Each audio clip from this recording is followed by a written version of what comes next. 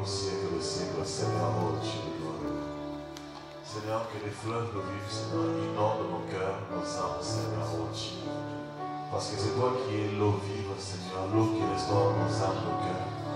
Nous avons soif de toi, Seigneur, comme une terre desséchée, comme une terre aride, Seigneur, oh Dieu. Viens nous remplir de ta présence, Seigneur, les vases que nous sommes. Nous avons besoin de ta plénitude, Seigneur, oh Dieu. Car c'est toi qui nous combles de ta joie, Seigneur, oh Dieu. De tes bontés, de ta compassion, Seigneur, oh Dieu, de ton amour, de tes bienfaits. Que ton nom soit encore magnifié ce matin. Merci pour ta parole qui nous enseigne toutes choses. Merci pour ton esprit, merci pour ta grâce. Merci pour ton amour, Seigneur Dieu. Nous voulons te dire merci pour tout, Seigneur, oh Dieu de gloire, car c'est toi qui es maître du temps, des circonstances et des événements. Et c'est toi qui permets, Seigneur, tout ce qui nous arrive, Seigneur, tout ce que nous vivons, Seigneur, oh Dieu, car tout n'est que grâce, Seigneur, oh Dieu. Que ton Saint-Nom soit magnifié, que ton Saint-Nom soit élevé, dans le puissant de Jésus-Christ de Nazareth.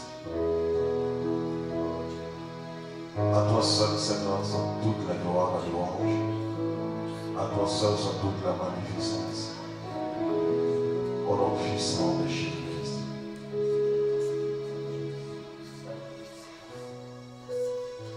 Au nom puissant de Jésus.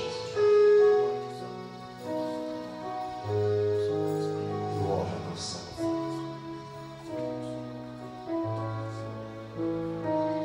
Au nom de Jésus-Christ.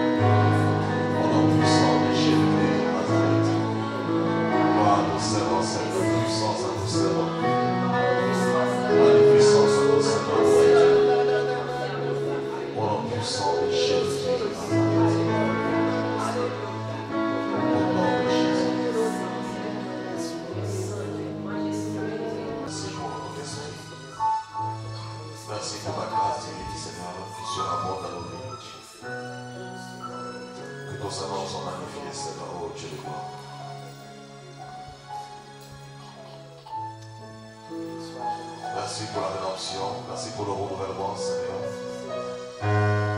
Merci de ce que tu nous as régénéré, Seigneur, par ta puissance. Merci pour moi ce matin. Que ton nom soit béni, Seigneur. Merci pour nous tous qui sommes là, réunis en ton nom, Seigneur. Car là où tous trois sont assemblés, tu es là, Seigneur, mon Dieu. Que ton Saint-Nom soit béni au nom de Jésus-Christ. Au nom de Jésus. Amen. Que nous allons prendre en place. Romains chapitre 8, verset 1 à 3.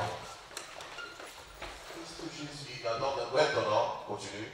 Aucune condamnation pour ceux qui sont dans le Christ Jésus. En effet, car la loi de l'esprit de vie dans le Christ Jésus m'a affranchi de la loi du péché et de la mort. Car ce qui était impossible à la loi, en ce qu'elle était faible par la chair, Dieu, ayant envoyé son propre Fils en ressemblance de chair de péché, et pour le péché, a condamné le péché dans la chair, afin que la juste exigence de la loi fût accomplie en nous, qui ne marchons pas selon la chair, mais selon l'esprit. Amen. Voilà, donc le thème ce matin c'est « Il n'y a plus de condamnation ». Amen. Ok. Et ici, l'apôtre Paul décrit, il dit « Il n'y a plus de condamnation ». La condamnation implique un jugement, une sentence, voyez. Et l'apôtre Paul dit « Il n'y a plus de condamnation pour ceux qui sont en Jésus-Christ, car en effet, la loi de l'esprit de vie en Jésus-Christ nous a affranchis de la loi du péché et de la chair, de la mort. » Donc, littéralement, ça veut dire que le péché produisait la mort. Voyez, on nous parle de la loi du péché. Et la loi du péché, c'est une puissance, c'est une force. Dans 1 Corinthiens 15, on nous parle de l'aiguillon du péché. On nous dit, mort, mort, où est ta force? Mort, où est ton aiguillon? Et la puissance du péché, c'est la mort. Vous voyez, c'est comme, qu'on appelle, c'est une force qui vous attire, qui vous inspire. Et Paul dit ici, il n'y a donc maintenant aucune condamnation pour ceux qui sont en Jésus-Christ, car la loi de l'esprit, la puissance de l'esprit de vie en Jésus m'a affranchi de la loi du péché et de la mort, car chose impossible à la loi, parce que la chair la rendait sans force. Voilà. Dieu a condamné bien sûr le péché dans la chair en envoyant à cause de nous son Fils Jésus-Christ. Donc on nous dit ici, la loi du péché produisait la mort. Le péché produisait la mort. Pourquoi? Parce que nous vivions autrefois dans la chair. Voyez? Et le péché va produire la mort, et cette mort va être la conséquence ou les conséquences, parce qu'il y a plusieurs morts. Voyez? Dans la nuance que nous avons la Bible, on nous parle de plusieurs morts. On nous parle de la première mort, et on nous parle de la seconde mort. Et après, il y a plusieurs catégories de morts que nous pouvons vivre. Parce que lorsqu'on parle de la mort ici, littéralement, c'est le fait de manquer la cible. La définition du mot péché, parce que le péché produit la mort. Alors, la définition du mot péché, c'est littéralement manquer le but, manquer le cible, manquer la vision. C'est-à-dire littéralement, lorsque nous péchons, nous manquons en fait le but à atteindre. Ça veut dire lorsque Dieu a créé l'homme, ça vous savez très bien, dans Genèse 1:26, le commandement que Dieu va donner à l'homme, c'est de dominer sur la création. Pourquoi Dieu va ordonner ce commandement? Parce que Dieu savait personnellement que le diable était là. Parce que Dieu ne dirait jamais à l'homme de dominer sur toute la création s'il ne savait pas au préalable que le diable était là. Il a donné la domination à l'homme parce qu'il savait que le malin était là. Comme ça, l'homme saurait qu'il avait tout pouvoir sur tout, même sur le malin. Et ensuite, Dieu lui dira tout de suite pour dominer sur les poissons, tout ça, etc. Et le but de l'homme, c'était de dominer et deuxièmement, de cultiver le jardin que Dieu avait créé, l'Éden. On trouve dans Genèse 2:15. Il devait cultiver ce jardin.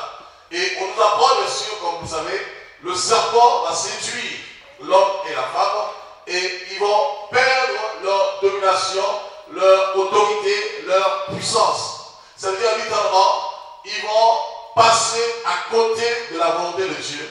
Et la Bible dit que Dieu va se séparer d'Adam et Ève. Dieu va se séparer de l'homme et la femme. Pourquoi? Parce qu'ils ont manqué la cible ou littéralement le but que que Dieu leur avait assigné. Alléluia. Vous savez, lorsque nous lisons la Bible, Dieu ne fait rien au hasard. Tout ce que Dieu fait, il le fait avec un objectif bien précis. Voilà, c'est pas la Bible que lorsque, dans Hébreux chapitre 11, c'est par la foi que nous reconnaissons que l'univers ainsi que les choses visibles et invisibles ont été créées par Dieu.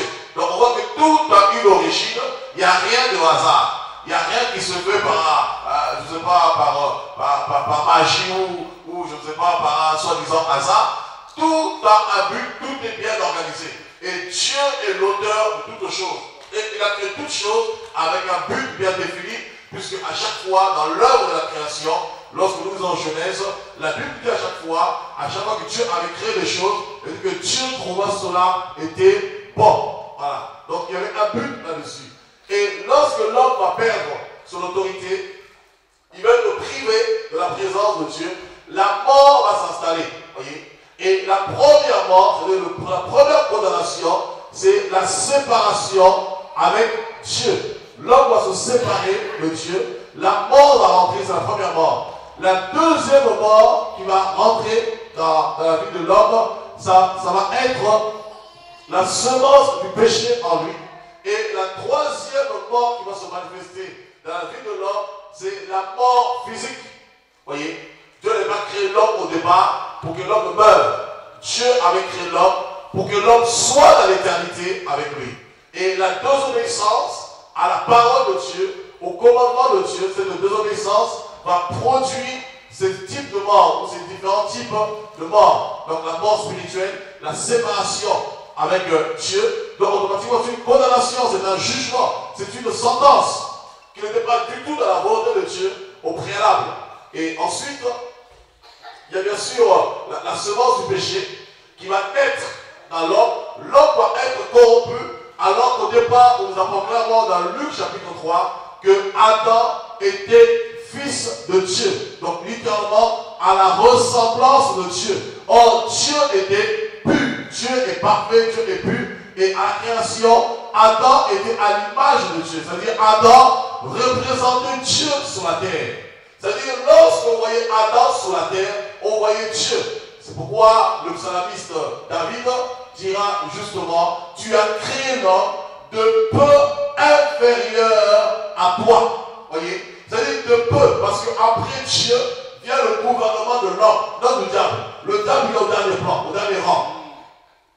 Alléluia. Il y a d'abord Dieu, et après le gouvernement de Dieu, il y a le gouvernement de l'homme. Et c'est pourquoi David dit, tu as créé l'homme de peu inférieur à toi. C'est-à-dire, il suffisait de peu, l'homme devenait Dieu. Enfin, l'homme était littéralement Dieu. Je parle du Dieu souverain. Donc, quelque part, l'homme est un Dieu. Ça peut choquer. Amen.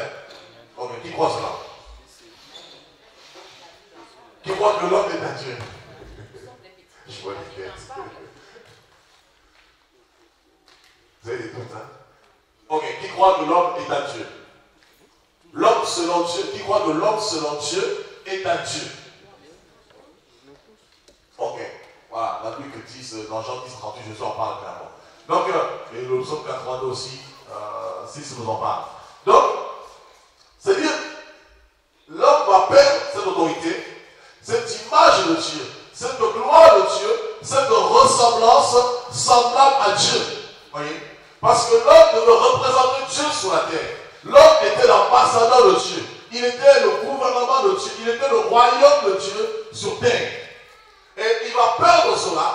Et tout ça, ça n'a été rien d'autre que les conséquences de la condamnation, du jugement. Et la quatrième mort qui va arriver, c'est Dieu va carrément le chasser loin de lui. Vous voyez? Même s'il y avait la mort spirituelle, Dieu pouvait encore parler avec Adam. Rappelez-vous dans le jardin, Adam avait péché. Il y avait la mort spirituelle. Et il va se cacher devant Dieu. Mais néanmoins, il pouvait encore parler avec Dieu. C'est-à-dire Dieu pouvait encore se manifester dans sa vie, puisque la preuve, Dieu n'avait pas encore enlevé son esprit. Ce que dans Genèse 6, lorsque le cœur de l'homme tendait constamment vers le mal, Dieu va enlever son esprit dans l'homme et dira, mon esprit ne restera plus jamais dans l'homme et ses jours seront comptés, seront de 120 ans. Voilà. Et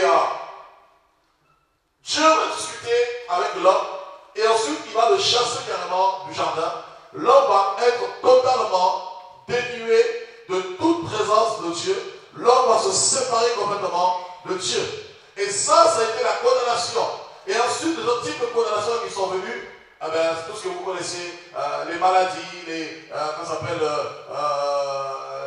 tempêtes, le changement climatique, tous ces problèmes, les maladies, tout ce que le monde peut connaître au jour d'aujourd'hui. Depuis le temps d'Adam, parce que rappelez-vous, lorsque Dieu, Adam et Ève ont donné naissance à Caïn, Caïn va tuer son frère, et de ce moment, Dieu dit que Caïn sera vagabond. Vous comprenez? Donc le vagabondage, c'est la conséquence du péché. Est-ce que vous comprenez? Oui, ça peut choquer ce que je vous dis, mais c'est biblique. Voyez? Donc toutes ces choses ont été les conséquences du péché, les conséquences du mal. Pourquoi? Parce que la Bible dit, comme la semence du péché était dans l'homme, cette semence du péché dans la chair, automatiquement, rendait impuissante la loi de Dieu. Ce n'est pas que la loi, Paul dit à Timothée, ce n'est pas que la loi de Dieu soit impure, au contraire. La loi de Dieu est parfaite, mais pourvu qu'on en fasse un bon usage. Or, tu ne peux qu'en faire un bon usage si tu as le même esprit que la loi. Parce que l'esprit de Dieu répond à l'esprit de Dieu. Dans 1 Corinthiens 2, on nous dit qui peut connaître les choses de Dieu si ce n'est par celui qui a l'esprit de Dieu. Tout comme qui peut connaître les choses de l'homme si ce n'est par celui qui a l'esprit de l'homme. Parce que le cœur de l'homme répond au cœur de l'homme. Alléluia. Or, l'esprit sort des profondeurs de Dieu. Et celui qui est en Dieu, l'esprit de Dieu lui communique la pensée de Dieu. Pourquoi? Parce qu'étant en Dieu, il a la semence de Dieu, c'est-à-dire le Saint-Esprit. Et comme il a le Saint-Esprit en lui, il peut être maintenant connecté à Dieu par l'Esprit. Parce que l'Esprit de Dieu répond à l'Esprit de Dieu. Amen. Alléluia. Et la loi de la chair, la loi du péché, la puissance du péché, rendait la parole de Dieu inutile. Non pas que la parole était inutile, au contraire. La parole est inutile. La parole a été donnée pour le salut de l'homme. Même la loi que Dieu avait donnée à Moïse, ça peut nous choquer, lors du décalogue. La loi que Dieu a donnée dans Exode 20 là-bas, cette loi avait pour but de sauver l'homme. Cette loi avait pour but de racheter l'homme.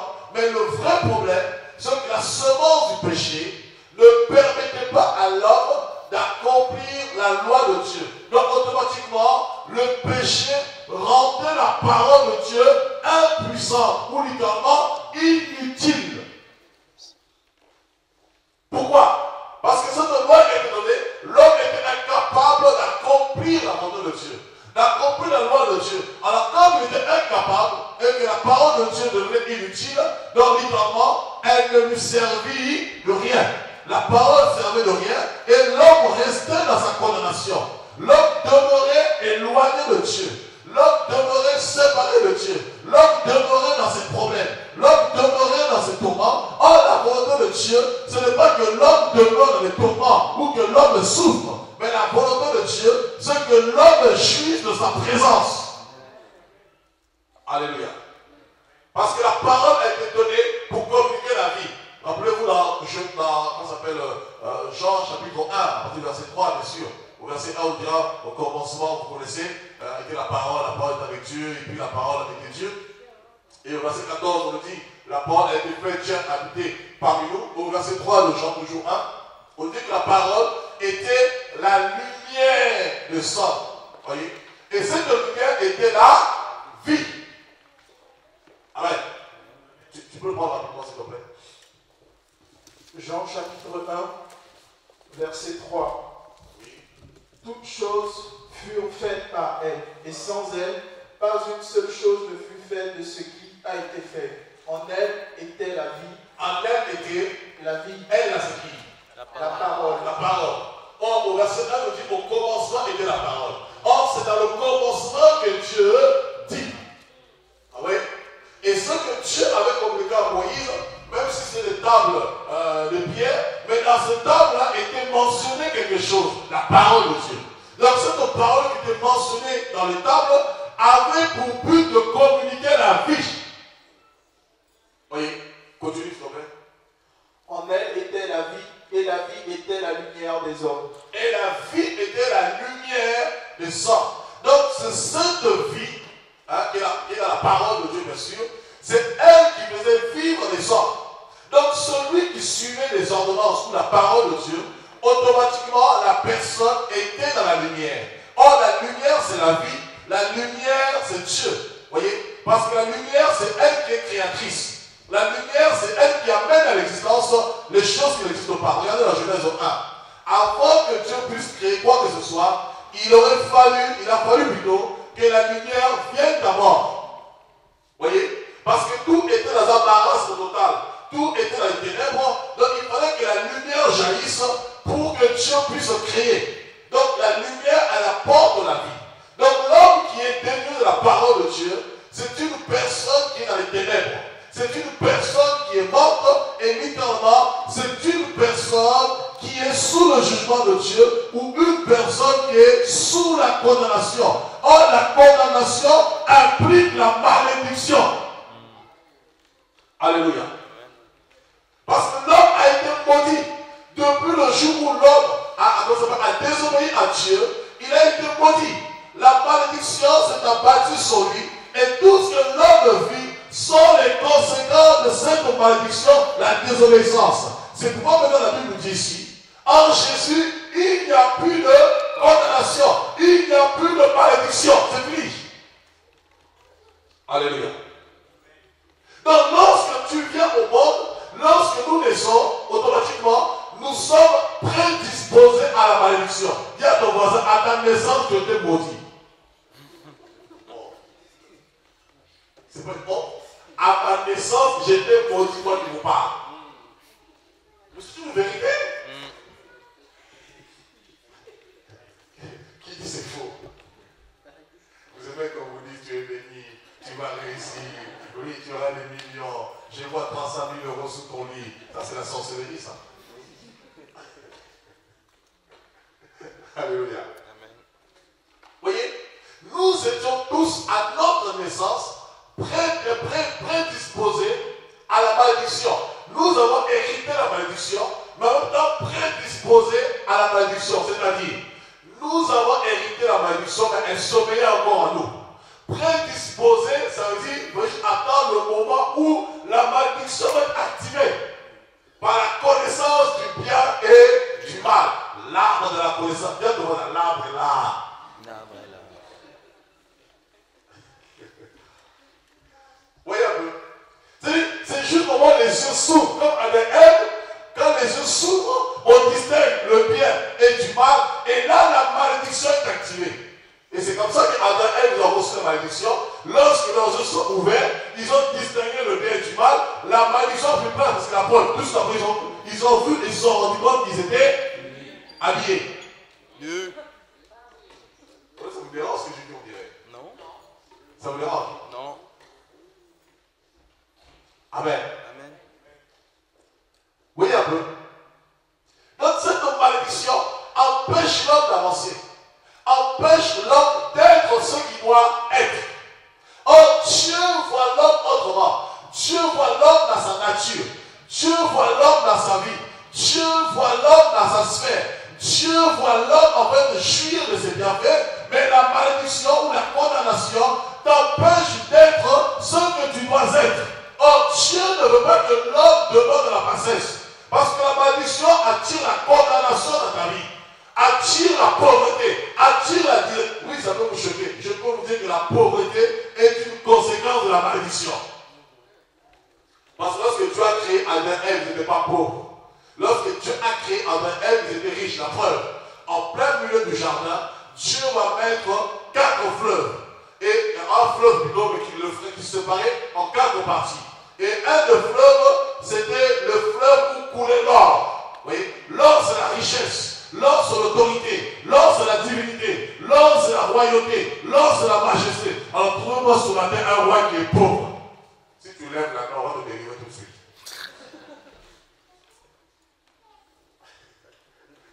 Alléluia.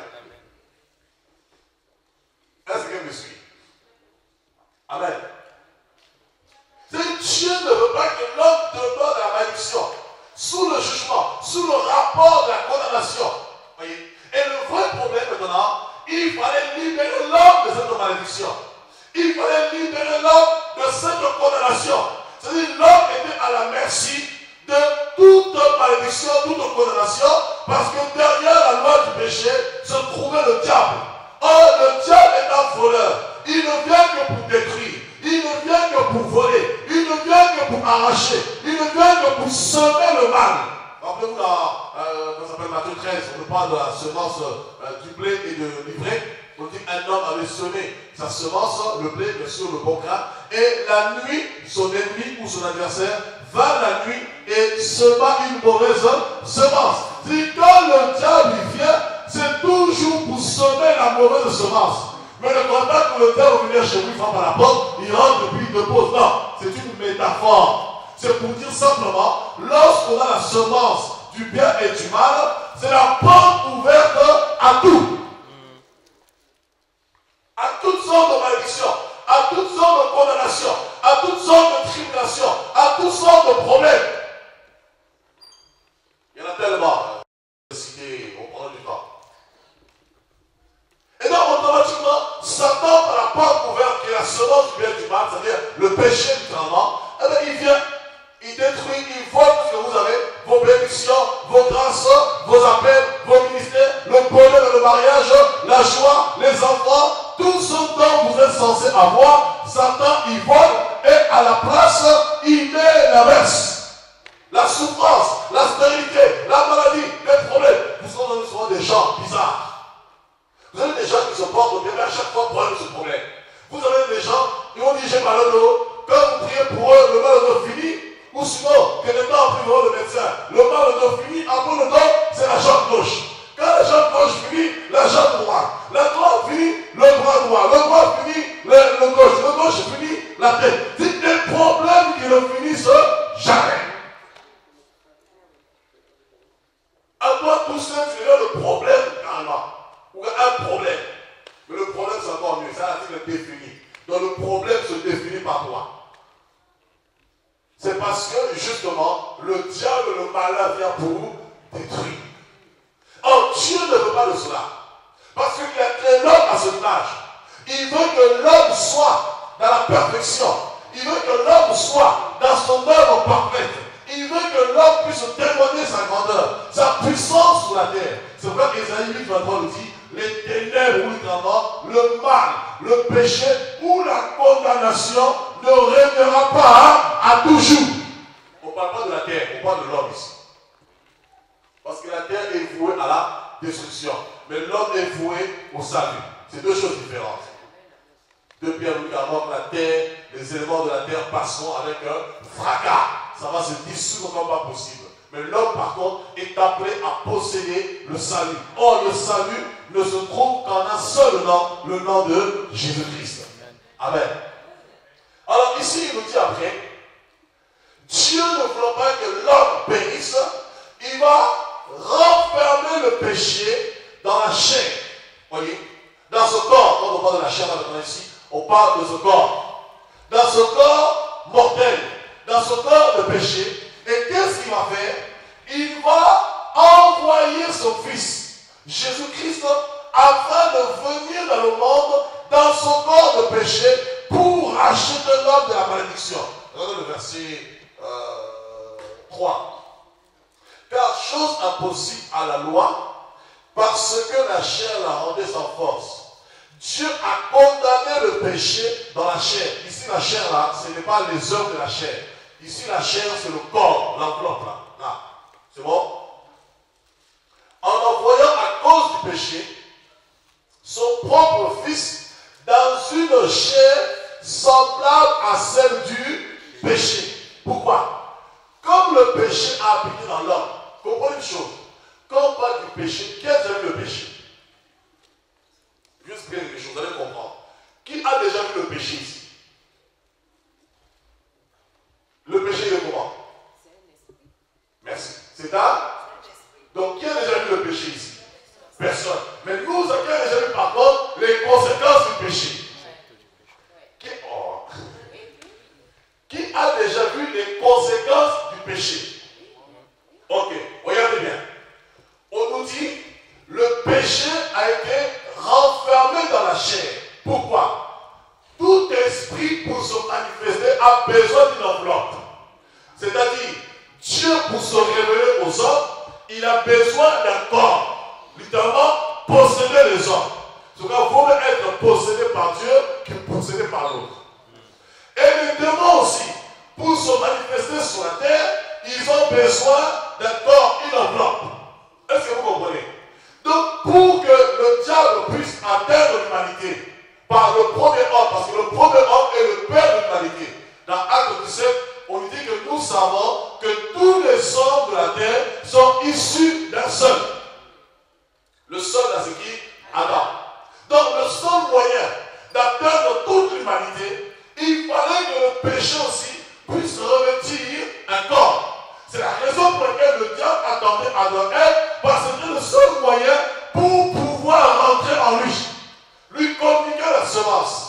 Et dès ce moment, le péché a été renfermé dans le corps de l'homme, a été renfermé dans la chair. Or, le seul moyen aussi de lutter contre le péché, de renverser la puissance du péché, il fallait aussi un corps qui puisse dominer le péché. Amen. Est-ce que vous comprenez? C'est pourquoi Dieu envoie son propre Fils dans une chair semblable au péché. C'est que dans Romains 7, 14, l'apôtre Paul dit, je sais que j'ai été vendu au péché. En fait, littéralement, Paul dit, je sais que je suis le péché. C'est-à-dire, je ne suis pas un pécheur qui pêche, mais ça veut dire, j'incarne carrément le péché. Parce que le péché habite en moi. Et le péché a pris contrôle de ma... Alors, on va essayer.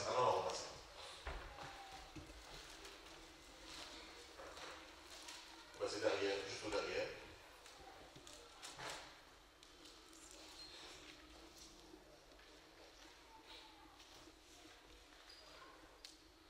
Verset 12.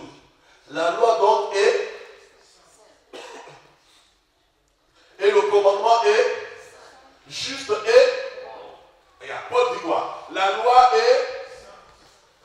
de Dieu est sainte, le commandement de Dieu est juste et il est aussi bon. Mais dans ce cas c'est bizarre. La loi est sainte, le commandement est bon. Mais pourquoi dans Romains 8 on nous dit que le péché le rendait impuissant? C'est parce que en ce moment la semence que j'avais ne me permettait point d'accomplir ce qui était saint, parce que la loi est sainte et moi je suis impur. Or, nous ne sommes pas de la même nature. Donc, automatiquement, ça va créer une guerre. Lorsque Dieu veut agir, le péché en moi, la semence en moi, s'oppose à la volonté de Dieu. Donc, lorsque Dieu veut me bénir, lorsque Dieu veut agir, lorsque Dieu veut se manifester, ma semence repousse l'œuvre de Dieu dans ma vie.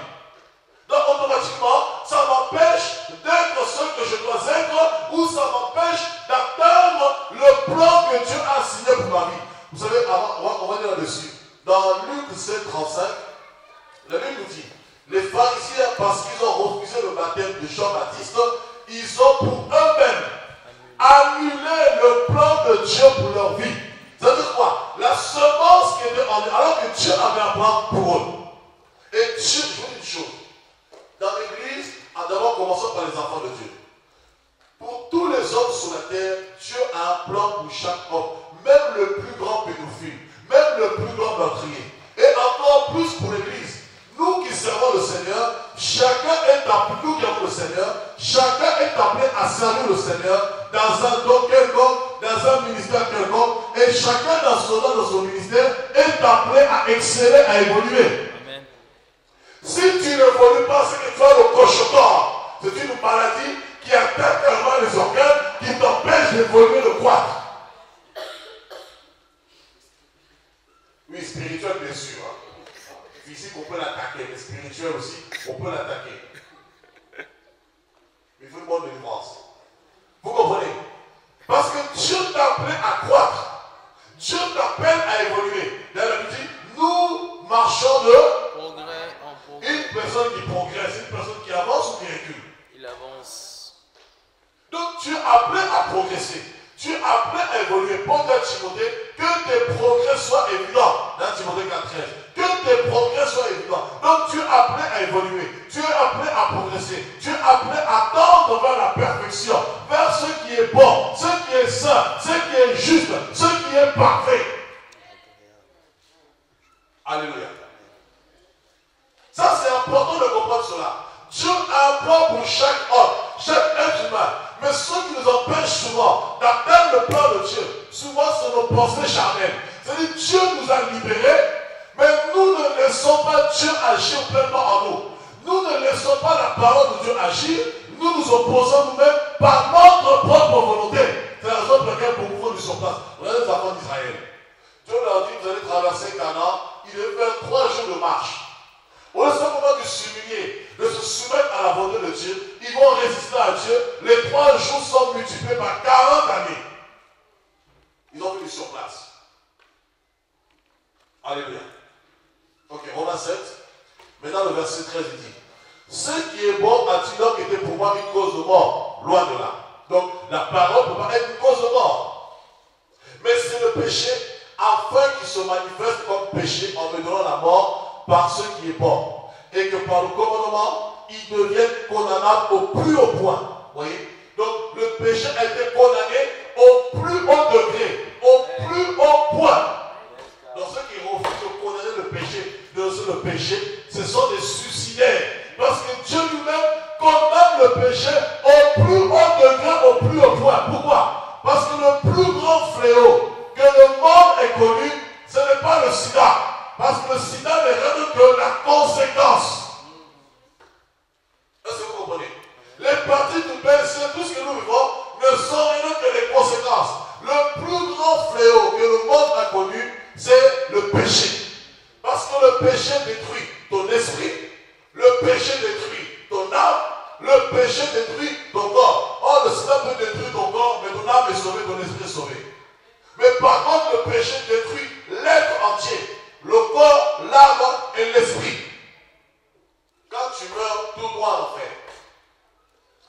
Alors, au verset 14, nous savons en effet que la loi est spirituelle. Donc, littéralement, la loi est esprit. Mais moi, je suis charnel, vendu au péché. Oui. Donc, là, quand il dit, moi, je suis charnel, vendu au péché, ça veut dire littéralement, moi, je marche selon les œuvres de la chair. Là, il parle plus de la chair ici, charnel ici, par rapport à l'enveloppe de corps physique. Il dit, moi, je suis charnel, littéralement, je marche selon les œuvres de la chair. Or, dans Galates 5:19, on nous dit, les œuvres de la chair sont évidentes. L'ivrognerie, convoitise, tout ce que vous connaissez. Vous voyez un peu? Donc, la loi de l'esprit de vie en Jésus, la parole de Dieu qui produit la vie, cette parole ne pouvait point avoir d'effet dans ceux qui l'ont entendu. Pourquoi? Parce que leur nature pécheresse les empêchait d'accomplir la volonté de Dieu avant que cette volonté produise la vie. Lorsque tu te soumets à la parole de Dieu, automatiquement tu as la vie. Lorsque tu te soumets à la parole de Dieu, automatiquement tu es béni. Lorsque tu te soumets à la parole de Dieu, automatiquement tu deviens ce que tu dois être. C'est pourquoi Samuel disait à Saül, l'obéissance vaut mieux que les sacrifices. Parce que lorsque tu obéis à Dieu, automatiquement la parole de Dieu trouve son accomplissement dans ta vie. Amen. Et lorsque tu désobéis, c'est l'effet inverse. Au lieu que c'est la parole qui agisse, c'est le péché qui triomphe. C'est le péché qui agit. Or, Dieu ne veut pas que l'homme demeure dans cet état de condamnation. Dieu ne veut pas que le péché triomphe. Parce que le péché amène l'homme à la ruine. Je parle de tous les hommes confondus. Alléluia. Et il a condamné le péché dans la chair en envoyant, à cause du péché, son propre fils dans une chair semblable à celle du péché. Et cela afin que la justice de la loi soit accomplie en nous, qui marchons non selon la chair, mais selon l'esprit. Écoutez, il a envoyé son fils à cause du péché. Frère, je vais quand même nous interpeller quelque part. Jésus n'est pas venu sur la terre pour que tu aies une voiture. Jésus n'est pas venu sur la terre pour que tu aies de l'argent. Parce qu'au commencement, quand il a créé l'homme, l'homme avait tout ça.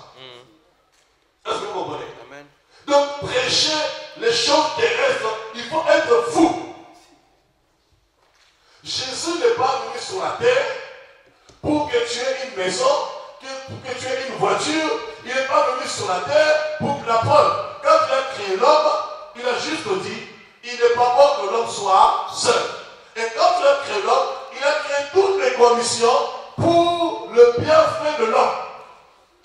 Est-ce que vous comprenez? Et lorsque Jésus était dans le jardin, et lorsque Dieu se révèle dans le jardin, c'était juste pour être en communion avec Adam, c'est tout. C'était la communion, l'agapé, l'amour, l'unité. Donc si tu amènes du matin au soir, viens à Jésus pour être béni, c'est de la sorcellerie pour fuir. Est-ce que vous comprenez? Jésus est venu sur la terre à cause du péché. C'est pourquoi tout à l'heure je disais que le péché c'est un grand fléau. C'est-à-dire Dieu a quitté son trône, Dieu a quitté sa majesté, Dieu a quitté son autorité pour revêtir un corps comme toi et moi. Pourquoi? À cause du péché. C'est pour vous montrer à quel point le péché est dangereux. À quel point le péché est plus dangereux et plus puissant que la bombe atomique. Parce que la bombe atomique peut tomber en France, nous mourrons tous, mais le problème c'est que la bombe atomique ne tuera pas notre esprit. Est-ce que vous comprenez? Donc le péché est plus puissant que la bombe atomique. Et voyant la gravité du péché, Dieu dit non, si je ne descends pas pour racheter l'homme, vu que tous les hommes sont coupables, condamnés au office par leur naissance, par leur nature pécheresse, si je ne descends pas, l'homme est voué à la perdition. Donc il faut que Dieu lui-même descende. Et Dieu regarde autour. Il dit, qui enverrai-je? Personne ne pouvait répondre. En fait, dans Ésaïe 6, lorsque Dieu dit, d'abord Ézéchiel 22-30, lorsque Dieu dit à Ézéchiel, je cherche un homme pour intercéder. En fait, Dieu ne parlait pas d'Ézéchiel. C'était une métaphore parce que Ézéchiel était fils de l'homme. En fait, c'était la préfiguration de Jésus-Christ, l'ange intercesseur d'entre les mille que Dieu ne trouvait pas. Et la seule personne que Dieu a trouvée, c'est Jésus-Christ lui-même. C'est qu'on a dit que Dieu l'a élevé. Il a été élevé à la droite de Dieu et il intercède pour nous. C'est lui l'ange intercesseur qui crie à Dieu tous les jours pour nous délivrer de nos angoisses, de nos tribulations. Amen. Il va revêtir encore le péché. Et Jésus vient, il rentre dans le monde. Lorsque Jésus vient dans le monde, il était 100% homme, 100% Dieu. Et la semence du péché était en lui. Ça peut vous choquer si je vous dis. Lorsque Jésus est venu sur la terre, il y avait la semence du péché en lui. Il était pécheur, comme tous les hommes. Mais la seule différence, c'est qu'il n'a pas pratiqué le péché. Amen. Est-ce que vous comprenez? On a Hébreux 10.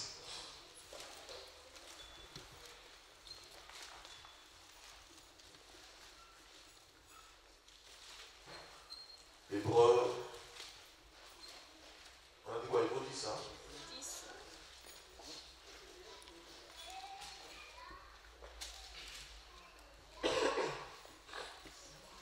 À partir du verset 5. C'est pourquoi Christ, entrant dans le monde, dit, tu n'as voulu ni sacrifice, ni, mais tu m'as formé un. Regardez. Pourquoi il dit, tu n'as voulu ni sacrifice, ni offrande? Vous savez pourquoi? Parce que si même Dieu aurait demandé un sacrifice et une offrande pour Christ, ça n'aurait servi à rien. Parce que les offrandes et les sacrifices présentés au temps de la loi ne pouvaient amener les assistants à la perfection. Hébreux 7 nous dit. Hébreux 9. Donc les assistants qui faisaient ces sacrifices, les offrandes, etc., ça ne pouvait les amener à la perfection. Donc le seul moyen d'amener les personnes à la perfection, c'est une personne qui puisse vaincre le péché. Parce que le péché est devenu une personne. Le péché se personnifie dans l'homme. Est-ce que vous comprenez? Le péché a revêtu un corps. C'est-à-dire littéralement, le péché a pris une forme humaine. Donc il fallait aussi, celui qui était censé vaincre le péché, il fallait aussi que ce soit un homme. Or, tous les hommes sur la terre, c'était des faux hommes.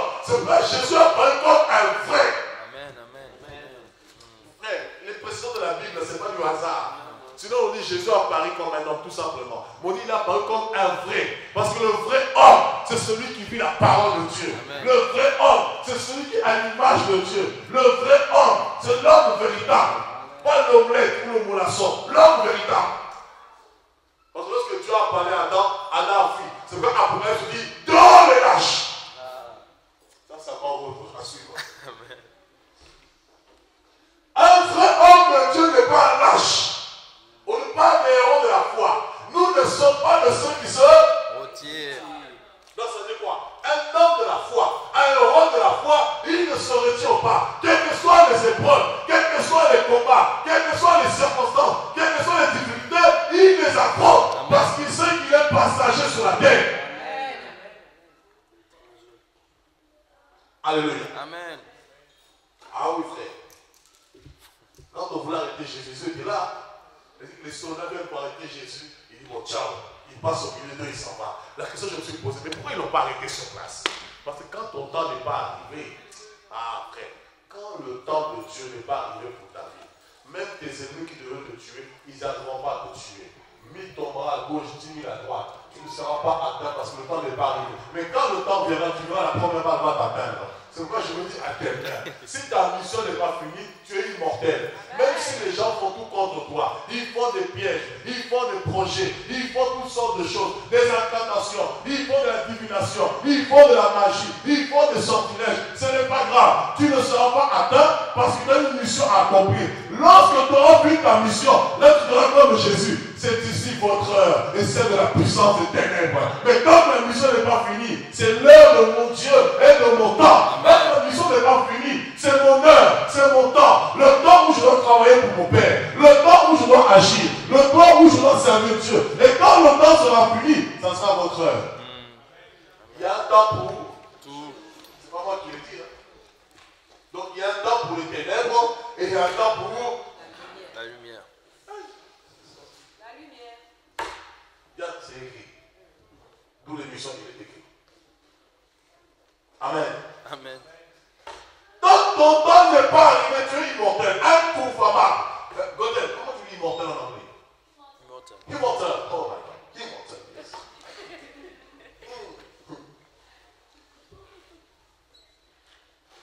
C'est pourquoi Christ, entrant dans le monde, dit, tu n'as voulu ni sacrifice ni offrande, mais tu m'as formé un corps. Verset 6. Tu n'as agréé ni holocauste, oui, ni sacrifice pour le péché. Ça ne sert à rien tout ça.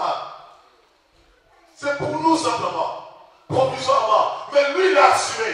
Il dit, mais Dieu, moi tes sacrifices, la garde pour toi.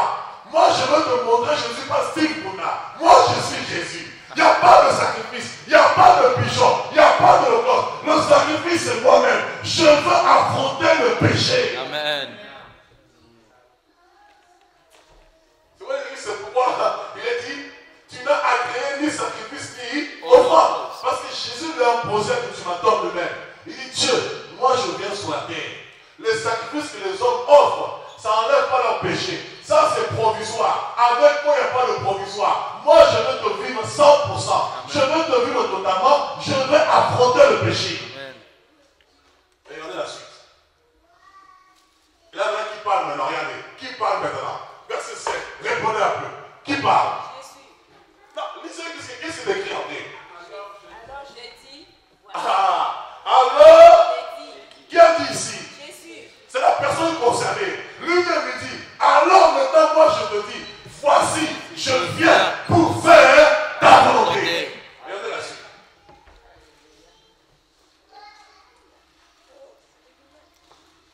Dans le monde du livre, les questions de moi, pour faire, oh Dieu, ta volonté, après avoir dit d'abord, tu n'as voulu et tu n'as agréé ni sacrifice, ni offrande, ni holocauste, ni sacrifice pour le péché. Ce qu'on offre selon, il dit, voici je viens pour faire ta volonté.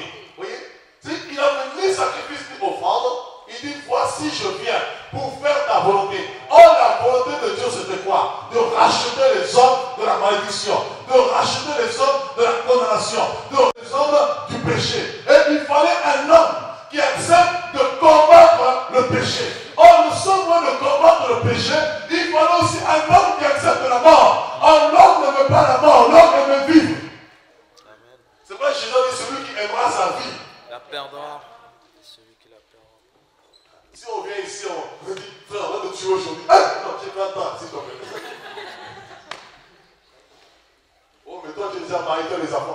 aussi un peu me marier, laisse-moi goûter la vie, laisse-moi trouver une maison, laisse-moi trouver le travail.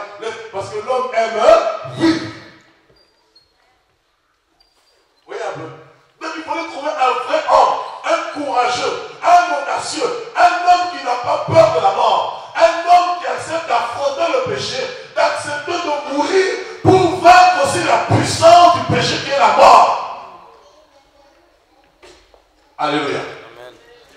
Et Jésus est venu, il a paru comme un vrai homme. Et quand il a paru comme un vrai homme, l'aiguillon du péché a essayé de la terre. L'aiguillon l'a piqué à plusieurs reprises. Et l'apôtre Pierre dira, il est venu injurier, mais il n'injuriait personne. Il était maltraité, il était opprimé, mais il rendait le bien pour le mal. C'est pour le mal qu'on lui faisait, il rendait toujours le bien. En lui, il n'a pas été trouvé de fraude. Il n'a pas été trouvé la justice. Pourquoi? Parce que pour satisfaire Dieu, pour satisfaire la volonté de Dieu, il fallait accomplir tout ce qui était écrit dans la loi. Or, dans la loi de Moïse, il y avait 932 lois. Et Jésus en lui-même, il a incarné la loi de Moïse. Il a accompli les 932 lois. Lorsqu'il a accompli les 932 lois, maintenant Dieu l'amène à la finalité, la mort. Et il monte jusqu'à la croix, il meurt. Et quand il meurt, il fait que sur la terre, le péché n'a pas pu l'atteindre. Donc, il avait dominé le péché. Il avait triomphé sur le péché parce que c'est la justice qui avait dominé en lui. Et quand il va mourir, du fait qu'il avait dominé sur le péché, il avait maintenant la faculté, ce pouvoir, d'aller rencontrer maintenant celui qui détenait la clé du péché, notamment la clé de la mort. Parce que la mort est la conséquence du péché. Il fallait aller voir celui qui tenait la clé de la condamnation, la clé de la misère, la clé du célibat, la clé de la stérilité, la clé de la pauvreté, la clé de la médiocrité, la clé de la misère, la clé de tes peurs, la clé de tes angoisses, la clé de ta dépression, la clé de tes soucis, la clé de ton manque d'affection, la clé de toutes ces choses, toute la misère du monde qui s'abat sur toi. Il fallait maintenant saisir celui qui détenait cette clé. Et quand tu descends, il rencontre Hadès, le Dieu de la mort. Il dit, écoute mon gars, tu as vaincu l'homme, oui. Mais moi, tu ne peux plus triompher sur moi. Pourquoi? Parce que la loi de Dieu est pure. Or, lorsque Jésus est mort, il a incarné la loi de Dieu, la perfection de Dieu, la puissance de Dieu.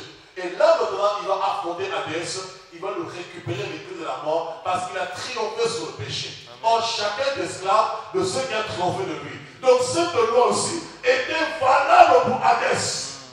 Et Jésus récupère la clé chez Hadès. Et quand il récupère la clé, il va être ressuscité. L'Apocalypse 1, il dira, j'étais mort, je suis vivant, je tiens les clés. Oui, j'ai été récupérer la clé. Or, la clé symbolise l'autorité. Lorsque Jésus dit à Simon Pierre dans Matthieu 16, 18, tu es Pierre sur ton Pierre, je bâtirai mon église, etc. Et il dira après, je te donnerai les clés du royaume. Ce n'est pas que Simon Pierre, celui qui va garder le royaume de Dieu. Non, pas du tout. Les clés ici, parce que c'est ce que le pape a compris malheureusement. Les clés ici symbolisent l'autorité. C'est la puissance qui émane du royaume. L'autorité qui vient du royaume. La gloire qui vient du royaume. Je te donnerai les clés du royaume des cieux. C'est une autorité. Jésus est venu, il a récupéré l'autorité que Hadès avait, il a vaincu Hadès. Donc il a pris le pouvoir, ou littéralement le dessus sur la mort. Et comme il a vaincu la mort, puis c'était la conséquence du péché, parce que dans cette mort, il y avait toutes les morts que vous connaissez. La seconde mort, la première mort, la misère, les souffrances, tout ce que vous connaissez, toutes ces choses.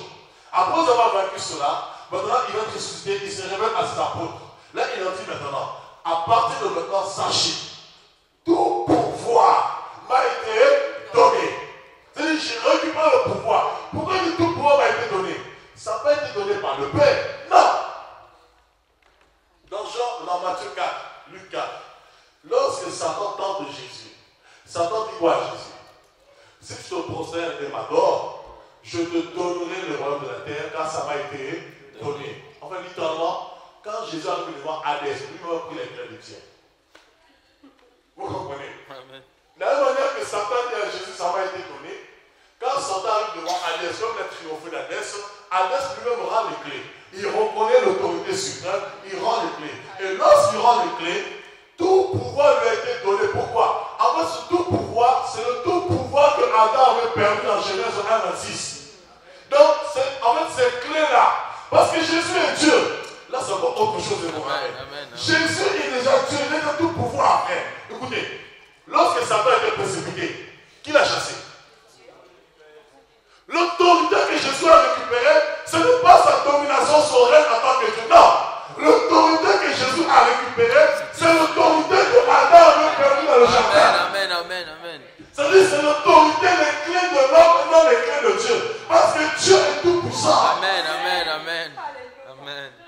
Qu'est-ce que Satan peut faire devant Dieu? La preuve, il dit Michael, allez, sabot. Michael, il vient, il met un coup, Satan plonge. Parce que moi, Dieu va se déplacer. Ah, mais frère, écoutez. Est-ce que Satan peut être une créature? Est-ce que Dieu vraiment peut parler avec une créature? Non. Il envoie d'autres créatures, il envoie un séraphin, il envoie un archange.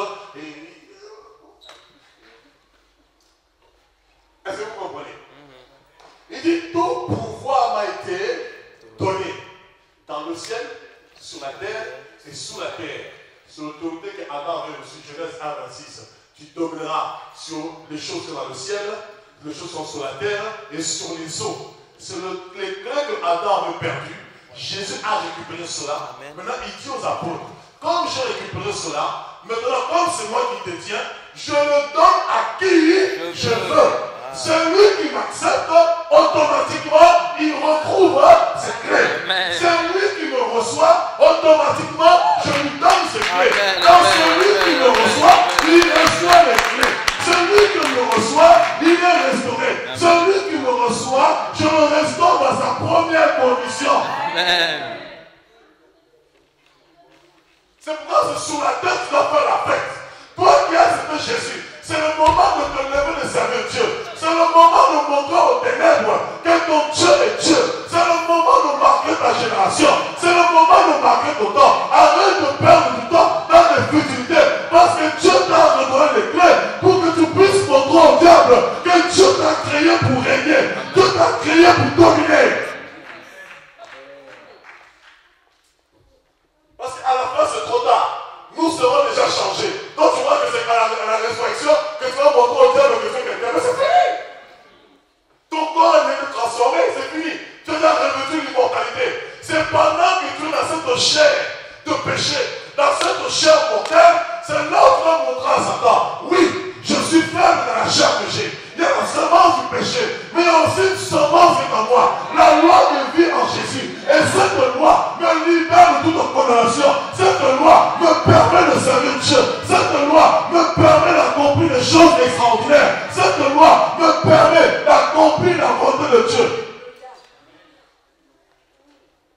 Alléluia. Et c'est pourquoi tu dois rester sur la terre. Frère, si Dieu voulait te sauver directement, le jour où tu as accepté Jésus, il ne te tue pas, c'est fini au ciel.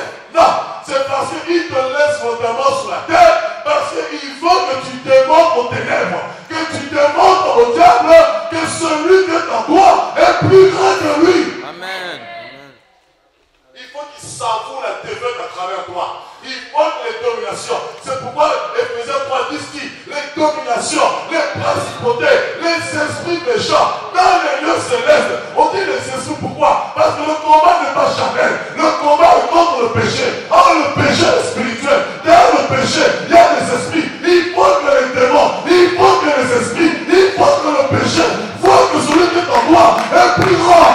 Amen. Les dominations, les principautés, les esprits méchants connaissent par l'église la sagesse infiniment paillée de Dieu. C'est-à-dire à travers toi, ils peuvent découvrir la sagesse de Dieu. Mais ce n'est pas possible. Mais comment cet homme est petit? Comment cet homme est boiteux? Comment cet homme n'a rien? Mais il a de faire des choses merveilleuses. Il a de faire des prodiges. Il a de faire des exploits. Ils seront dans l'étonnement. Parce que ceux qui ne savent pas, c'est lui qui est caché derrière toi. Que l'homme ne voit pas. L'homme invisible. Le second homme qui marche tout avec toi. C'est un homme qui va au-delà de l'ordinaire.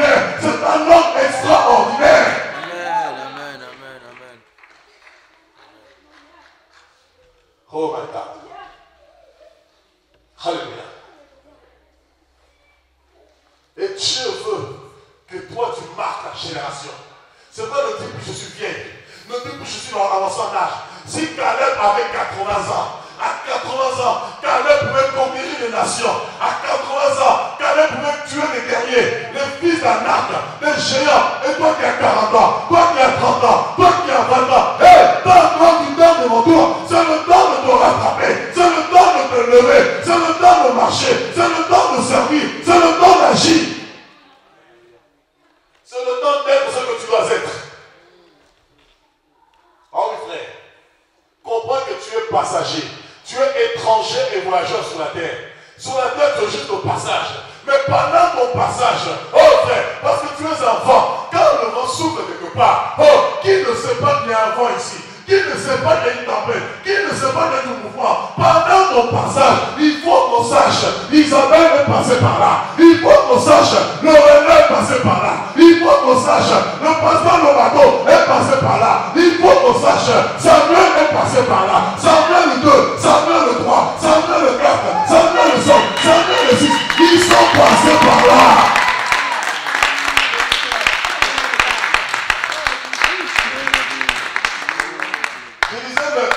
Il est écrit dans l'émission à la télévision. Si dans la Bible, on parle des héros de la foi, c'est parce que Dieu te voit comme un héros. Lorsque Dieu a appelé Gédéon, Gédéon n'a pas fait des exploits. Mais la première chose que Dieu lui a dit, voyant, Dieu ne te voit pas dans ta faiblesse. Dieu ne te voit pas dans tes manquements. Dieu te voit grand. Dieu te voit fort. Dieu te voit puissant. Amen. Dieu te voit riche. Amen. Dieu te voit prospère. Dieu te voit fécond. Amen. Amen. Dieu ne te voit pas comme tu es.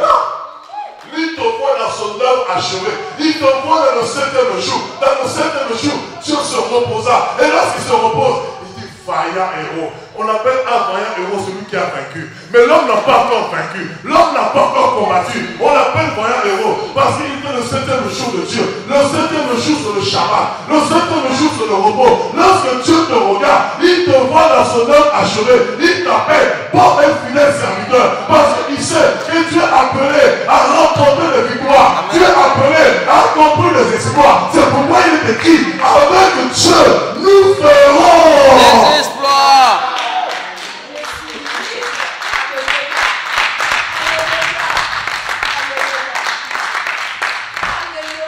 Je veux que tu comprennes cela.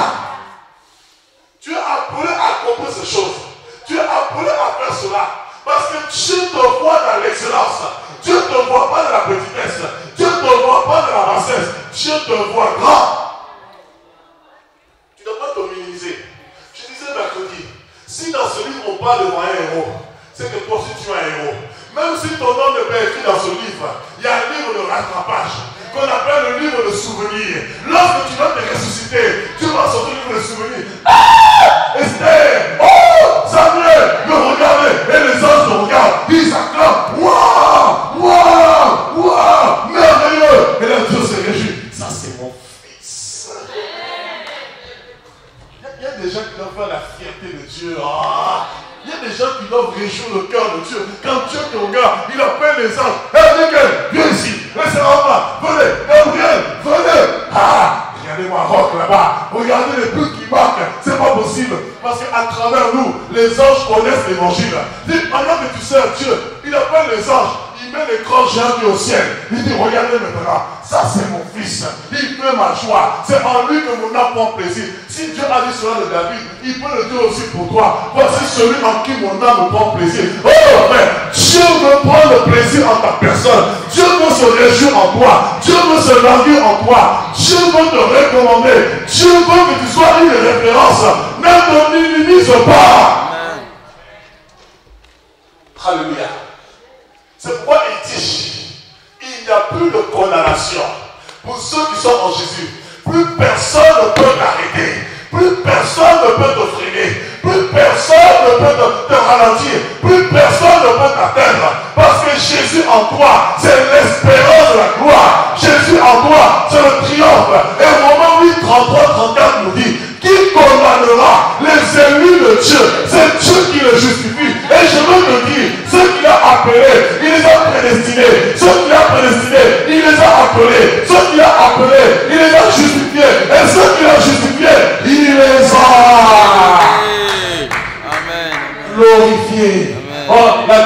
condamnation, c'est l'excellence. Je dis, Dieu te met devant tout le monde. Il t'expose.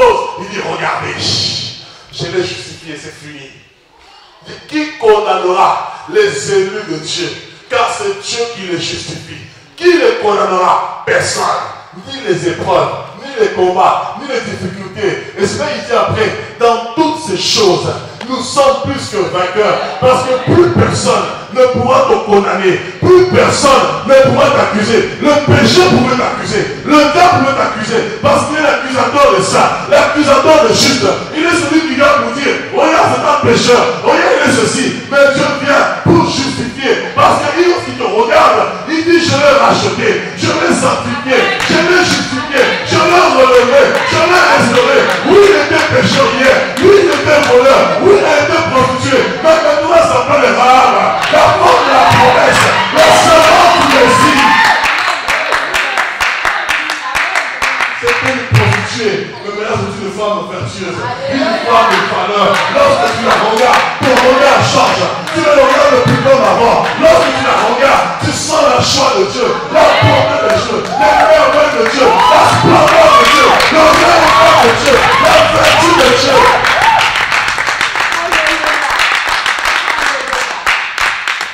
Il n'y a plus de condamnation. Plus personne ne peut te condamner. C'est pourquoi l'apôtre Pierre dit, dans 1 Pierre 1,18, vous avez été rachetés par le sang précieux de Jésus-Christ, de votre belle manière de vivre, que vous avez hérité de vos pères. La sorcellerie de ton père n'a plus d'effet sur toi. La sorcellerie de ta mère, les traditions, les coutumes, les choses que tes parents pratiquaient, les choses n'ont plus d'effet sur toi parce que Jésus t'a racheté de la malédiction. Jésus t'a racheté de la condamnation. Tu es libre. Amen. Libre de servir Dieu. C'est quoi que ça dit? C'est pour la liberté que Jésus vous a Affranchi. Amen. Amen. libre de tout fardeau, libre de tout joug, libre de condamnation. Que les hommes disent tout ce qu'ils veulent de moi, c'est pas grave. Oh, tu vas échouer. Ah, mon ami, tu vas trouver l'adresse. Oh, tu ne réussiras pas. Oh, tu seras stérile. Oh, tu seras pauvre. Oh, tu n'avanceras pas. Ça rentre là, ça sort là. Parce que je sais en qui j'ai cru. Celui en qui j'ai cru a vaincu la malédiction. Celui en qui j'ai cru a vaincu la condamnation. Celui en qui j'ai cru est la parole de Dieu. Hier, la parole ne trouve pas son accomplissement. Mais celui en qui j'ai cru, qui est la loi de l'esprit de vie en moi, oui, en lui, la parole de Dieu trouve son accomplissement. Et les promesses de Dieu deviennent le oui et le amen. Amen me dit qu'il en soit ainsi. La parole trouve son accomplissement en toi. C'est-à-dire tout ce que Dieu déclare dans sa parole, ça s'accomplit dans ta vie. C'est pourquoi je veux te dire. Tu marches avec la promesse de Dieu. Tu marches avec la parole de Dieu. Tu marches avec l'esprit de vie. L'esprit de vie t'a affranchi pour vivre une vie excellente, pour vivre une vie dans la joie, une vie dans le bonheur, une vie dans la paix. Oui, frère, tu n'as plus à prendre des regards inquiets. Tu n'as plus à te poser des questions sur ton avenir. Car ton avenir est entre les mains de l'Éternel. Obéis à la parole de Dieu. Soumets-toi à la parole de Dieu. Le rêve de Dieu fera. Lui-même va endormir un Adam. Lui-même va endormir une Ève. Lui-même agira. Lui-même ouvrira les portes. Lui-même amènera la prospérité. Lui-même amènera la richesse. Adam n'a pas cherché l'or. C'est Dieu qui a créé l'or. Adam n'a pas cherché l'eau. C'est Dieu qui a créé le fleuve. Dieu lui-même mettra les circonstances qui concourent à ton bonheur. Mais ce qu'il veut, c'est que tu te soumettes à sa parole. Amen. Amen. Alléluia. Dis à ton voisin, il n'y a plus de condamnation. Il n'y a plus de condamnation. Nakoku fate. Nakoku fate. Nakoku fate. Nakoku fate.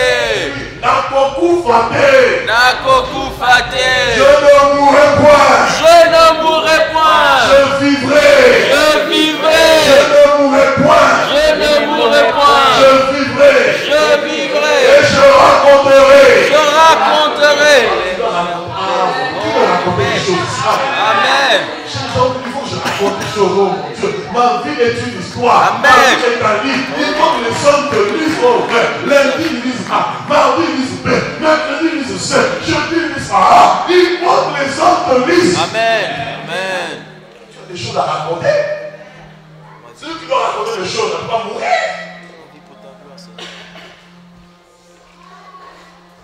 faut que les gens découvrent Dieu à travers toi. Amen. Tu as des choses à dire. Tu as des choses à raconter. Tu as des choses à exprimer. Et c'est à travers toi que Dieu veut parler. Car c'est à travers nous que Dieu exhorte le monde. C'est à travers nous que Dieu instruit le monde. C'est à travers nous que Dieu répand son odeur. C'est à travers nous que Dieu sauve le monde. Donc Dieu se sert de ta bouche. C'est pas dans Luc 10 et dans Matthieu il dit, ouvre ta bouche, je la remplirai. C'est une chose que tu ouvres ta bouche. Tu as des choses à raconter. Ta vie doit raconter des choses. Ta vie doit faire parler. Tu es une pierre précieuse. Lorsque tu regardes un diamant, le diamant ne parle pas par lui-même, mais c'est l'homme qui rend témoignage du diamant. Lorsque tu tiens le diamant, tu commences à parler. Waouh, qu'est-ce que ça brille, qu'est-ce que c'est beau. Si seulement je peux vendre cela, j'aurai une voiture, j'aurai une maison, j'aurai ceci, j'aurai cela. Parce que tu es une pierre précieuse. Quand les gens te voient, ils doivent parler. Parce que ta vie est une histoire. Ta vie raconte des choses. Ta vie raconte la gloire de Dieu. Ta vie raconte les merveilles de Dieu. On dira, on l'a vu comme ça. Maintenant, il est comme ça. On l'a vu comme ça. Maintenant, il est comme ça. Oui, c'est normal.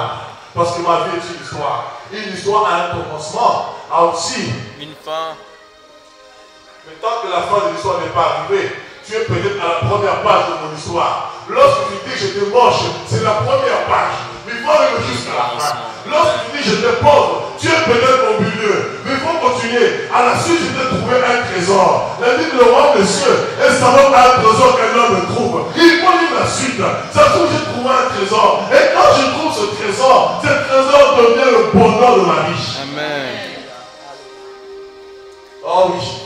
Tu as connu une partie de mon histoire, mais encore le reste. Il y a encore à suivre. Il y a encore une suite. La vie de tout homme, il y a une suite. Il y a une suite. C'est pourquoi ce passage dit dans le psaume 34, le malheur atteint souvent le juste. Il y a une suite. Amen. Ah, que le séminaire arrive vite, oh mon Dieu. Que le séminaire arrive. Il y a une suite dans ta vie. Ta vie est faite d'une succession de suites. Et les gens verront le changement dans ta vie. Les gens verront la différence. Ceux qui ont dit que ton mariage finira en queue de poisson, ils se sont trompés. Parce que Dieu ne fait pas de toi la queue. Dieu ne fait pas la tête. Ton mariage sera la tête. Parce qu'elle sera la tête pourquoi? Pour influencer d'autres mariages. Elle sera la tête pourquoi? Pour restaurer d'autres couples. Ton mariage ne finira pas en queue de poisson. Parce que tu n'es pas un poisson. Ton mariage finira en queue. Pas en queue. Ton mariage finira en tête. Amen. Ah oui. Parce que tu es appelé à vivre les produits. Tu es appelé à vivre l'excellence de Dieu. Oh, tu es jeune, tu ne réussiras pas. Qui t'a dit cela? Oh, tu es petit. Qui t'a dit cela? Avec Dieu, il n'y a pas de petitesse. Avec Dieu, il n'y a pas de bassesse. Oh non, tu es malade, tu vas mourir. Que les médecins disent que tu vas mourir, c'est pas grave. Je sais une chose, il y en a un qui a vaincu la mort. Oh, il te reste 3 mois pour vivre, merci. Parce que le chiffre 3, c'est la résurrection. Comment tu ne t'es pas trompé? Ce n'est pas une révélation que tu as reçue. Parce que 3 jours après, tu me verras le 4e jour. Je te salue. Bonjour, mais ça, comment ça va? Oh, ça va toi? Oui, je suis encore là. Parce que ta vie a une suite. Alléluia. J'ai eu mon cousin hier au téléphone, on a discuté longuement. Il me dit, le médecin me dit, c'est fini, tu vas mourir pendant 3 mois dans le coma, il a fait un AVC. Pendant qu'il est dans le coma, il me dit, mais c'est terrible, j'ai vu le monde entier en train de prier pour moi. J'ai vu les anges qui priaient, ça m'a choqué. Je vois les anges prier. Aux États-Unis, tous les groupes de personnes là chez nous, ils priaient pour moi. Pendant son coma, il racontait, il écrivait tout. Il va me dire, c'est mon histoire, il va faire une émission, c'est mon histoire ici. Pendant le coma, pendant 3 mois de coma, il voyait tout. Ils sont du coma comme un légume. On a ouvert le crâne, il parlait plus, il n'y avait plus rien. Hier, je l'ai au téléphone, il dit vraiment c'est terrible. Le Dieu que nous servons, il faut le servir. Mais j'ai repris, tous mes organes fonctionnent, 99%. Le 1%, c'est pas un problème. Je sais que ça arrive, merci. Que Dieu soit béni, toi la foi. Ça, c'est vraiment de moi.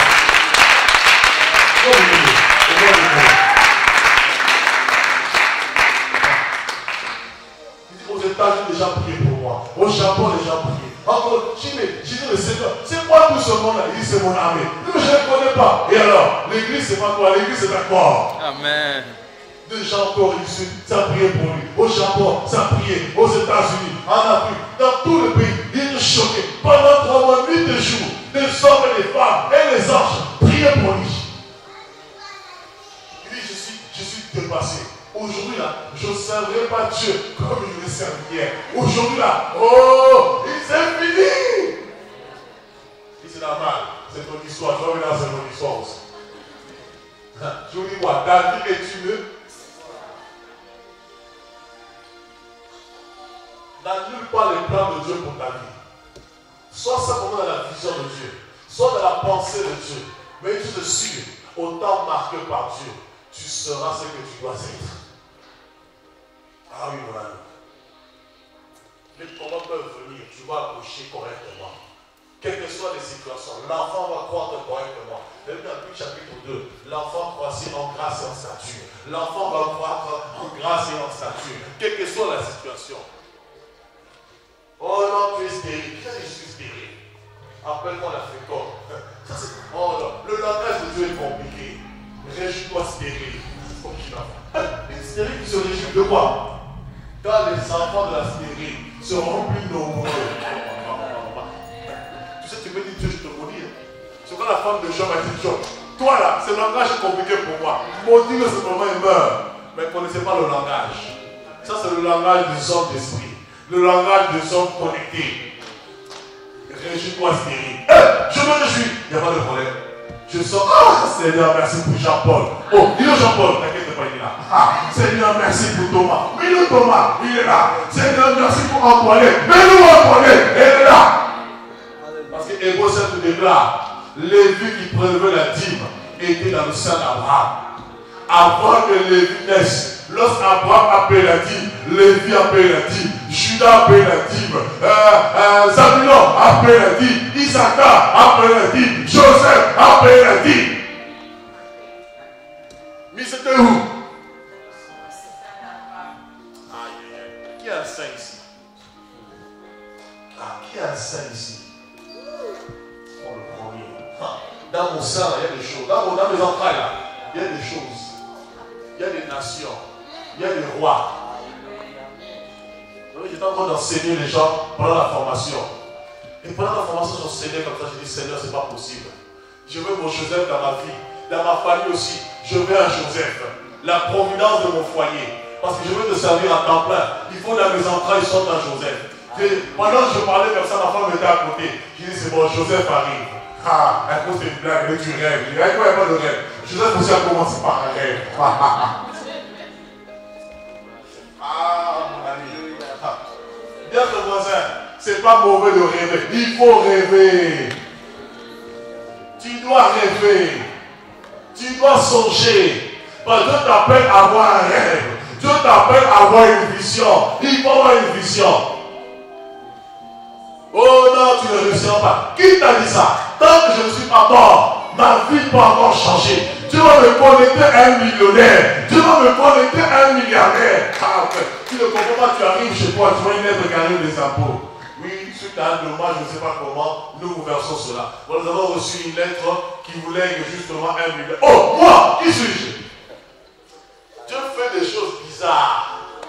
C'est un problème de foi. Est-ce que vous comprenez? Ça arrive, vous allez compter les millions ici.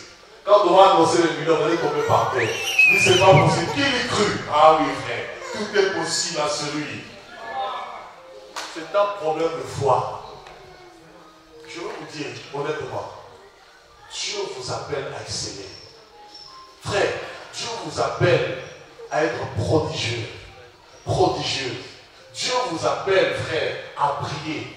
Quand vous êtes appelé à prier. Et ensemble, nous allons prier.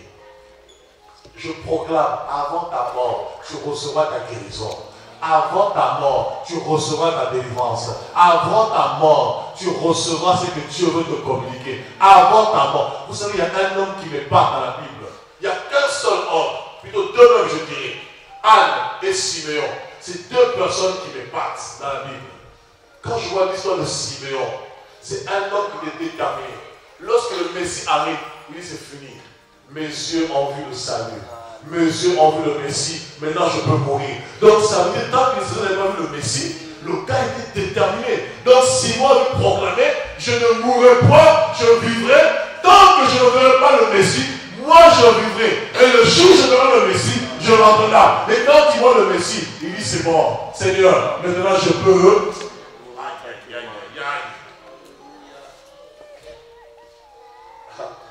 Il y a des choses, tant que tu n'as pas vu cela, tu n'acceptes pas la mort. La mort se couche à ta porte, tu domines. La mort vient, tu domines. Dieu a dit à Caïn, le péché se couche à ta porte. Or, le péché égale la mort. La mort se couche à ta porte. Mais toi, domine. Adam ne pouvait pas, mais toi maintenant tu peux. Plutôt Caïn ne pouvait pas, mais toi maintenant tu peux. Parce que Jésus te fait triompher. La loi de l'esprit de vie en Jésus t'a affranchi de la loi du péché et de la mort. La mort vient. Tu dis, Dieu m'avait promis telle chose. La prophétie, si elle tarde, il faut l'attendre, elle s'accomplira. Comme ce n'est pas encore accompli, madame la mort, j'accepte, mais ce n'est pas encore le moment. Retourne d'où tu viens. Quand je verrai la prophétie, tu reviens me prendre. Est-ce que vous comprenez? Oh oui, je proclame que tu vivras jusqu'à 80 ans. Ah oui, tu dépasseras les 70 ans. Jusqu'à 80 ans, tu vivras. Et si tu n'attends pas les 80 ans, tu vivras jusqu'à l'enlèvement. Amen. Au nom de Jésus. Alléluia. Qui croit cela? Oh, qui croit cela? Nous sommes la dernière génération. Écoutez, nous sommes la dernière génération et Jésus revient. Je vous dis, nous sommes la dernière génération. Donc si tu ne vis pas jusqu'à 80 ans, ça veut dire que tu seras enlevé avec moi. Donc ensemble nous serons enlevés. Parce que moi je sais que je vivrai 80 ans. Ça c'est clair. C'est marqué, c'est proclamé, c'est écrit. Il est écrit. Quand vous parlez avec Dieu, n'allez pas loin. Il est écrit. Même Satan avait compris. Si Satan a compris cela, pourquoi pas toi? Satan vient, Jésus, il est écrit. Sauf que lui, son écriture n'était pas correcte. Mais toi, les promesses que Dieu a faites sur ta vie sont véritables. Parce que c'est lui qui a fait ces promesses-là. Amen. Il n'y a plus de condamnation, c'est fini. Plus de condamnation pour ta vie. Rien ne pourra t'empêcher d'exceller. Rien ne pourra t'empêcher d'avancer. Rejette les pensées négatives. Rejette le mal, rejette toutes les pensées qui t'emmènent dans la bassesse, qui t'emmènent dans l'échec. Rejette ces choses. Les difficultés que tu vois ne doivent pas t'empêcher de voir ce que Dieu veut que tu sois. Quel que soit ce que tu traverses, ça ne doit pas t'empêcher de voir ce que tu dois être. N'accepte pas les mauvaises pensées à cause de ce que tu vis. Romains 8, 17 nous dit, les souffrances du temps présent ne sauront être comparables à la gloire à venir. Donc ça veut dire quoi? Si demain tu souffres, demain il y a une gloire. Vous savez, je parlais hier avec une personne qui était là. J'ai dit mais c'est pas possible. Avec tout ce que Dieu est en train de faire, j'ai dit mais c'est terrible. Je comprends pourquoi on est passé par les épreuves. Il fallait passer par les épreuves pour que Dieu permette que demain tu sois parler des congrès. Parce que Dieu n'enverra jamais le parler des congrès comme ça gratuitement. Il faut que tu passes par les épreuves. Il faut que tu passes par les difficultés. Il faut que tu passes par les combats. Pour demain faire un stade, il faut que Dieu permette des circonstances, des situations pour t'emmener dans la gloire. Dis à ton voisin, je bénis Dieu pour les épreuves. Quels que soient les combats, je bénis Dieu pour les épreuves que vous traversez. Ah oui, ce matin, mon langage, je chante. Je bénis Dieu pour ta sérénité. Je bénis Dieu pour ta pauvreté présente. Je bénis Dieu pour tes combats présents. Je bénis Dieu pour tes souffrances présentes. Et je bénis Dieu pour tous les malheurs qui nous arrivent. Parce que je sais une chose. Si c'est lui qui permet les maux, il y a aussi les biens qui permet. Donc après les maux, viendront les biens. Après la stérilité, viendra la fécondité. Après le célibat, viendra le mariage. De toutes les manières, écoutez, sois un peu logique. Avant de se marier, il faut mettre aussi. Avant d'avoir des enfants, il faut d'abord être sans enfants. Dis à ton voisin, c'est le monde qui nous enseigne. Donc quand on dit stérilité, en fait tu n'es pas stérile. C'est juste la solitude pour l'instant. Donc je traverse un moment de solitude, je suis seul. Vous comprenez? Amen. C'est tout. Oh non, bénis Dieu pour les épreuves. Il dit, en toutes choses, rendez grâce. Et j'ai dit, mais qu'est-ce qu'il raconte? Mais c'est pas bon. Comment toi tu bénis Dieu pour nos combats? En toutes choses, rendez grâce. Rendre grâce veut dire quoi? Merci. Je souffre, Seigneur. J'ai rien à manger, Seigneur. Je suis malade, Seigneur. Parce que quand tu le remercies comme ça, il dit, ah, celui-là, il ne m'aime pas seulement pour avoir la guérison. Donc même dans sa maladie, je suis Seigneur. Il faut chercher ça. Comprenez mon langage. Il ne dit pas dire l'apôtre nous maudit. Non, je vous bénis. Amen. Il faut aussi vous bénir aussi autrement. Si c'est seulement de notre sang, ce n'est pas bon. Vous comprenez? Si seulement de notre sang, sortez de la maladie, sortez de la pauvreté. Non, il faut aussi des fois accepter. Je souffre, j'accepte. Il en soit ainsi.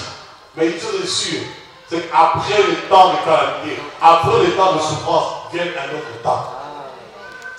Alléluia. Donc j'ai une bonne nouvelle pour toi. Il n'y a plus de condamnation. Amen. Même si la maladie arrive aujourd'hui, tu n'es pas condamné. C'est Dieu qui a permis cette maladie. Vous comprenez? Si tu n'arrives pas à concevoir, vous savez, il y a quelque chose qui m'étonne encore. Quand vous regardez toutes les femmes des patriarches, elles étaient toutes stériles. Et la Bible, c'est Dieu qui les rendait. En fait, la dernière fois, le pasteur a porté quelqu'un, il ne faut pas parler de l'autre. Je ne vais pas citer son nom. Quand tu travailles des épreuves, ne dis pas que c'est l'autre. C'est réduire la puissance de Dieu. Vous comprenez? Dieu permet la stérilité. Quand tu es malade, c'est Dieu qui a permis cela. Quand tu souffres, c'est Dieu qui a permis cela. Quand tu es pauvre, c'est Dieu qui a permis cela. Quand tu traverses le combat, c'est Dieu qui a permis cela. Il faut arrêter de dire toujours le diable ne peut rien contre toi. Il n'y a plus de condamnation. Qui condamné? C'est le diable. Et qui justifie? C'est Dieu. Le diable ne peut plus rien, c'est fini. Il a été vaincu à la croix. Jésus a écrasé sa tête. C'est juste la queue qui remue, mais Jésus a écrasé la tête. Il ne peut plus rien contre nous, c'est fini. Alléluia. Amen. Nous sommes plus que vainqueurs. Marche dans la victoire. Marche dans la justification. Il n'y a plus de condamnation. Je vous ai témoigné la dernière fois. J'étais avec mon fils, ma femme, mon fils parlait avec ma femme dans la voiture. Je conduisais la voiture. Au mois le 24 décembre. Le 21, je crois, le 21 décembre. Juste le mercredi avant le Noël. Là. Je conduisais la voiture. D'un seul coup, la voiture est partie. J'ai senti une force pousser la voiture. Et quand la voiture partait à taper la barrière, j'étais calme. J'entends mon fils crier, j'étais calme. Je dis, Satan, moi tu ne toucheras rien du tout. Tu peux toucher la voiture, mais moi on ne te touche pas. Seigneur, je te loue, je te bénis. Je rentre dans la maison, la femme me dit, hé, mais quand tu parles là, tu parles comme ça, tu parles. Tu veux que je crier? Crier pour quoi faire? Psaume 121, verset 1. Ça dit quoi? Je lève les yeux. Quand tu as des combats, le secours vient d'où? Donc, comme à défaut de lever les yeux, tu fais quoi? Tu élèves la voix. Je lève ma voix. Satan, tu ne pourras rien faire contre moi. Ma vie, là, elle est entre les mains de quelqu'un d'autre. Prends la voiture, c'est matériel. Prends le matériel. Mais mon fils et moi, indemne, on reste là. Et quand la Seigneur finit, la voiture a fait des tours. Elle a tapé la barrière de gauche, la barrière de droite, encore la barrière centrale. Elle a fait un tour sur elle-même. Et je n'ai pas compris, les voitures ne sont pas tamponnées. Et quand je descends, les gens qui s'arrêtent disent, vous croyez en Dieu? Et disent, oh, moi je ne crois pas, moi j'ai la foi. Et vraiment, c'est pas possible. Et Régis, le frère, j'appelle les frères, Giovanni, il ne répond pas, je tombe sur Régis. Et puis il arrive, il dit, c'est pas possible. Oui, c'est possible. Avec Dieu, tout est possible. Je me dis, c'est Dieu. Je me dis, oh Satan, je prie quoi? Oh, c'est Dieu qui a fait. Rien n'arrive sans que l'Éternel le sache. Est-ce que vous comprenez? L'assurance. Il n'y a plus de condamnation. Qui peut te condamner? Personne. Amen. Voilà, soyez en tout cas encouragés, soyez fortifiés, avancez avec le Seigneur. Personne ne peut vous condamner. Ni un homme, ni une femme, ni les circonstances présentes, ni les épreuves, ni les combats. Car vous êtes ce que Dieu dit que vous êtes. We are a chosen generation.